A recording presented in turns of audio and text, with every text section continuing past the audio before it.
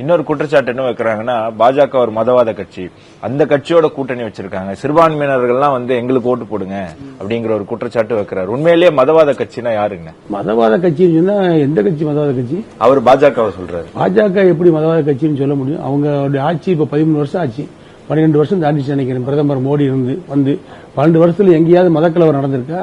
எங்கேயாவது இனக்கலவர் நடந்திருக்கா? மத்திய அரசு தலையிட்டு ஏதாவது செஞ்சு சப்போர்ட் பண்ணிருக்காங்களா? கிடையாது. இன்னைக்கு இஸ்லாமிய மக்களும் கிறிஸ்தவ மக்களும் பாதுகாப்பா இந்தியாவில் வாழ்றாங்க. ஒரு இஸ்லாமிய நாட்டில் பாகிஸ்தான்ல கூட இஸ்லாமிய பாதுகாப்பு இல்ல, ஒரு ஆப்கானிஸ்தான்ல ஒரு இஸ்லாமிய பாதுகாப்பு இல்ல, ஒரு ஈரான்ல பாதுகாப்பு இல்ல, ஈராக்ல பாதுகாப்பு இல்ல, எங்கேயுமே சவுதியில பாதுகாப்பு இல்ல, குவைத்துல பாதுகாப்பு இல்ல, துபாயில பாதுகாப்பு இல்ல. ஆனா இஸ்லாமியர்களும் கிறிஸ்தவர்களும் சிறுபான்மை மக்கள் பாதுகாப்பா இருக்கக்கூடிய நாடுனா இந்தியா. அதற்கு மோடி என்ற இரும்பு மனிதன் இந்தியாவுடைய பிரதமராக இருப்பதுதான் மிகப்பெரிய பாதுகாப்பு. ஆகவே மதவாதம் என்ற பேச்சு அடிவிட்டு போச்சு.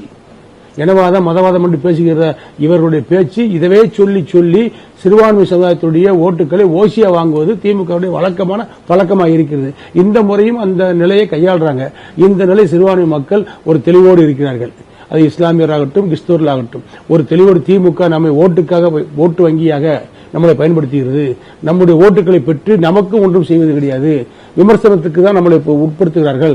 ஆகவே நம்முடைய கொள்கைகள் எப்படி இருக்கிறதோ அவரவர் கட்சி வாரியாக போய் ஓட்டு போடணும் என்று சொல்லிவிட்டார்கள். திமுக ஓட்டு போடணும் என்ற ஒரு ஒட்டுமொத்த முடிவுலாம் இனிமே எடுக்க மாட்டாங்க. முழு மதமும் போய் திமுக ஓட்டு போட இனிமேல் நடக்கவே நடக்காது. திமுக போடுற சீனை இனிமேல் இஸ்லாமிய மக்களோ கிறிஸ்தவ மக்களோ சிறுபான்மை மக்கள் யாரும் ஏற்றுக்கொள்ளவே மாட்டார்கள்.